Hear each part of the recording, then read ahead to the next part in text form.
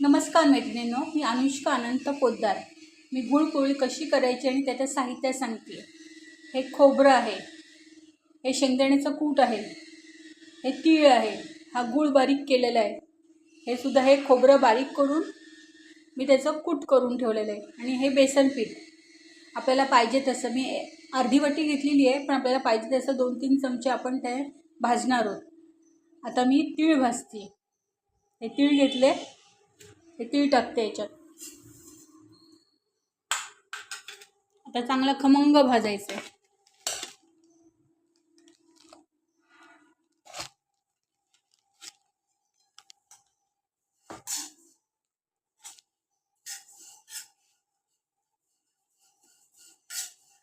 बारीक गॅसवरती चांगलं खमंग भाजलं ना की छान होतं।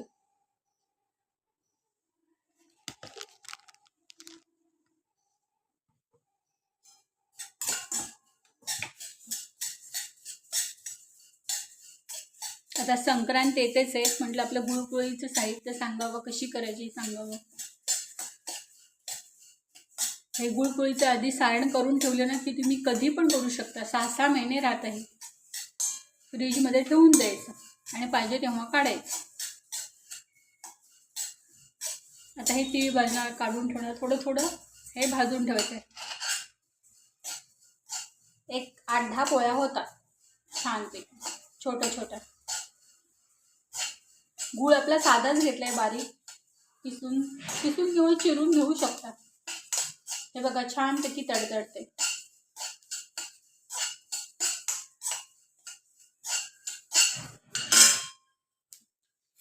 आमचं कसं ऑलरेडी शेंगदाण्याचं कूट रेडीच असतं, त्यामुळे मी प्रत्येक वेळेस शेंगदाणे भाजून ना मी आपलं महिना टू महिना आपला शेंगदाण्याचं कूट करून ठेवून देते, म्हणजे आपल्या वेळेला कधी पण लागतं। आता हे बघा छानपैकी त्याचं तडतडतंय।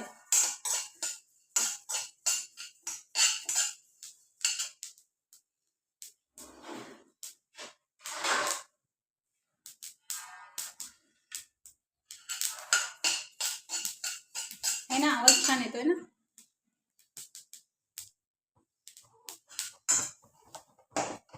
आता हे मी काढून ठेवते। जाड बुडाची किची म्हणजे करपत नाहीये। मी शेंगदाण्याचं शेंगदाणे ऑलरेडी भाजलेले आहे। शेंगदाण्याचं कूट माझं ऑलरेडी रेडी आहे, ते मी हे बाजूला करून ठेवते। खोबरं माझं झालेलं आहे, पण मी तुम्हाला दाखवते। हे भाजून ठेवते। खोबरं, शेंगदाण्याचं कूट, बेसन, गूळ हे 4-5 पदार्थच त्याच्यामध्ये लागतात, बाकी काही लागत नाही। पण कोणाची गुळपोळी म्हणजे किती टिचकट आहे, पण नाही, खूप सोपी आहे। हे मला माझ्या सासूबाईंनी शिकवलं, मी त्यांचे खूप आभारी आहे।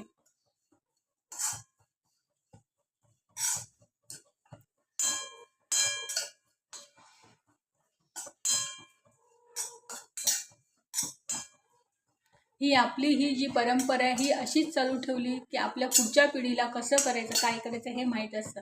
नाही तर गुळपोळी काय, बाकीच्या काही गोष्टी।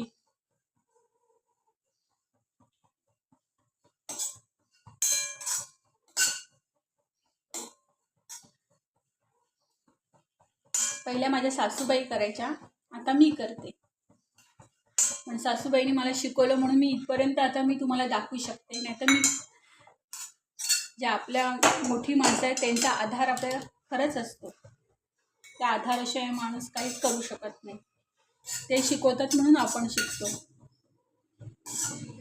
आता हे सगळं मी हे गार झाल्यानंतर मिक्सरमधनं बारीक करेन। हे सगळं काढून ठेवून देते, तर आपल्याला लगेच खरंच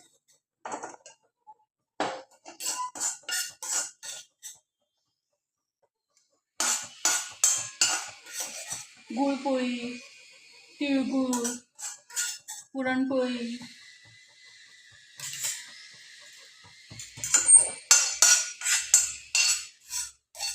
आणि कधी पण बेसन भाजताना ना थोडेसे 2 चमचे तूप टाकायचं, म्हणजे तो कचवट राहत नाही।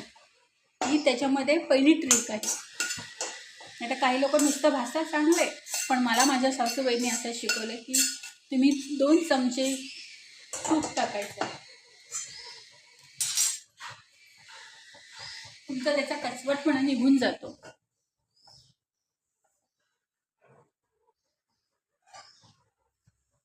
म्हणजे त्याला ते बाइंडिंग होते. हे बघा, हे एक चमचा किंवा 2 चमचे टाकू शकता.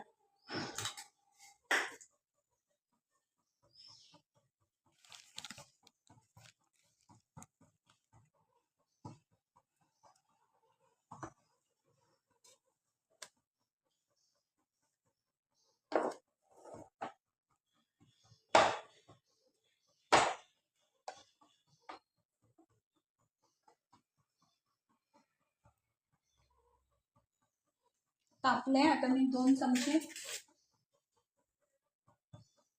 बेसन टाकते.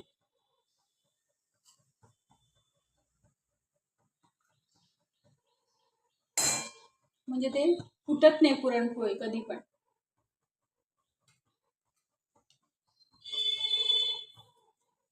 आता हे गुळपोळीला लागणार आहे हे साहित्य. हे गार झाल्यानंतर मग आपण मिक्सरमधनं बारीक करणार.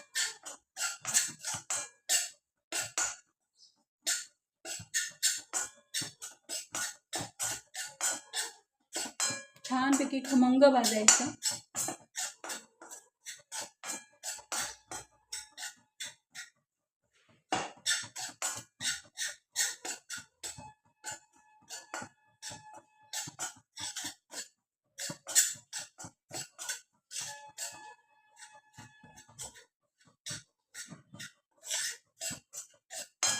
कारण का थंडीच्या दिवसामध्ये हे गुळपोळी, तिळगुळ, कारण का आपल्या शरीरामध्ये हा गरमपणा पूर्ण जाणवतो. त्याच्यामध्ये थंडी असल्यामुळे आपण खूप गरम वस्तू खायची, ज्वारी, बाजरी, नाचणीची भाकरी खायची. म्हणजे आपल्याला थंडी हे नाही वाजत नाही.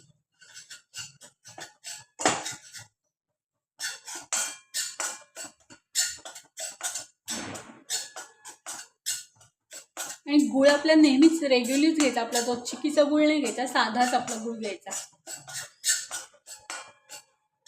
आपल्याला पाहिजे तितकं गोड, पण जितकं कमी गोड असेल तेवढं चांगलं. नाही तर जास्त गोड म्हणजे दाताला गोळ येतं.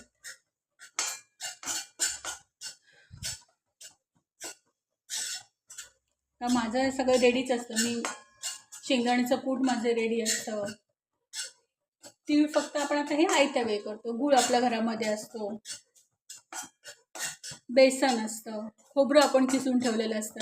त्यामुळे जास्तीचं हे असं लागत नाही आपल्याला. फक्त तयारी करायची. ही तयारी आपली ऑलरेडी रेडी असते ना, तर काही 10 मिनिटाचा खेळ असतो.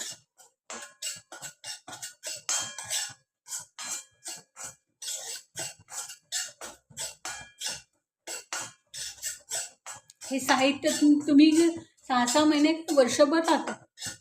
पण फ्रीजमध्ये ठेवून द्यायचं. आपल्याला पाहिजे तेव्हा आपल्याला 4 पोळ्या करायच्या आहेत, तर पीठ आपलं भिजवायचं. गव्हाचं पीठ, थोडंसं तांदळाचं पीठ आणि बेसन टाकायचं. म्हणजे पूर्णपणे ते मिळून थोडंसं तेलाचं भरून.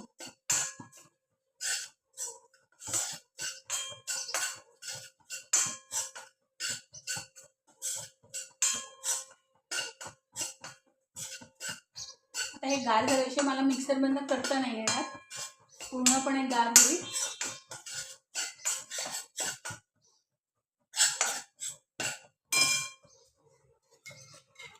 म्हणजे गुळ पोळी तुमची फुटत नाही, तशीच राहते.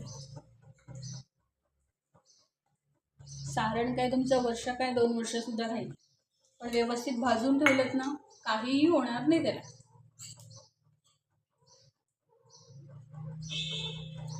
8 ते 10 होतील. छोटे छोटे केले काय 15 पण होतील. मोठी साईज केली तर 8 ते 10 होणार.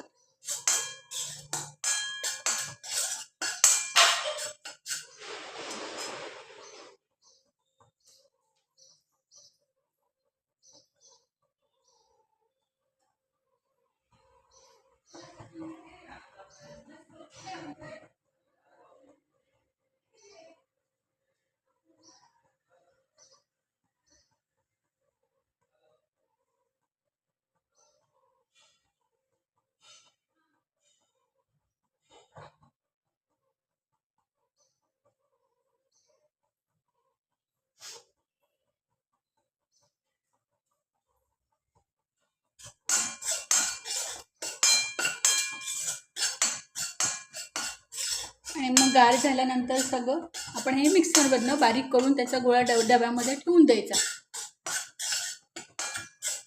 पाहिजे तेव्हा तुम्ही करू शकता.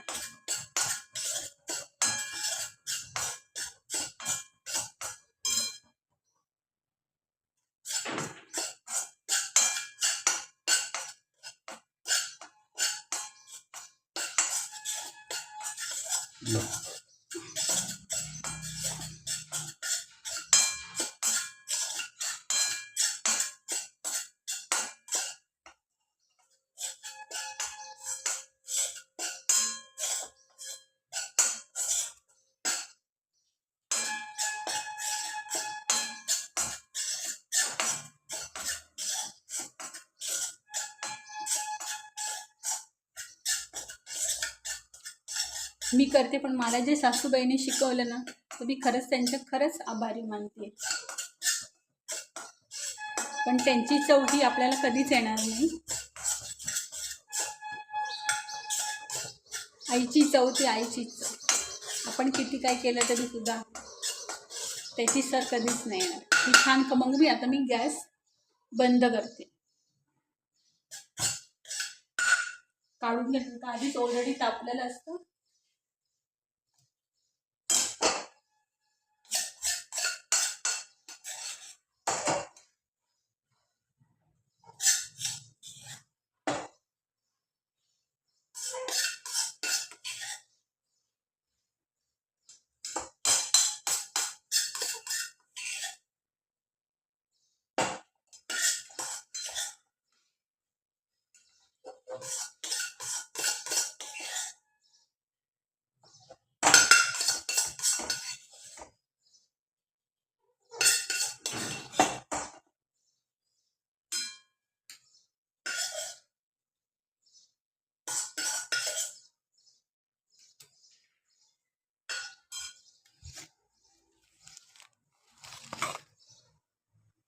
आता हे पूर्णपणे गार झाल्याशिवाय मला मिक्सरमधून करता नाही येणार.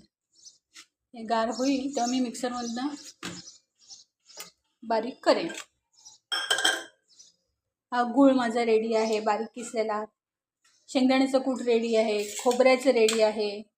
पण मी तुम्हाला दाखवण्यासाठी म्हणून हे खोबरं भाजले, तीळ भाजलेले आहेत आणि बेसन. आता हे सगळं गार झाल्यानंतर मी मिक्सरमधनं वाटेन.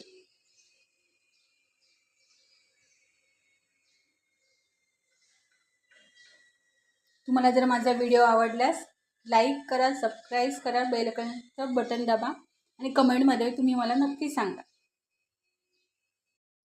नमस्कार मैत्रिणींनो, मी गुळपोळी कशी करायची आणि त्याचं साहित्य सांगते, काय काय लागणार आहे. गॅस पेटवते.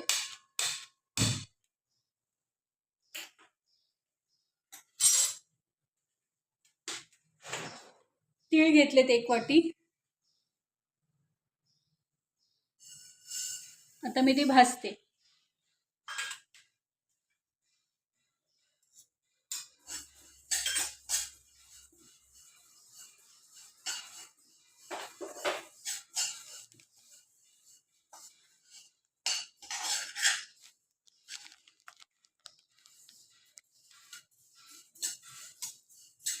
तीळ चांगले मस्तपैकी खमंग भाजायचे, म्हणजे ते आणि मिक्सरमधनं त्याची पूड करायची.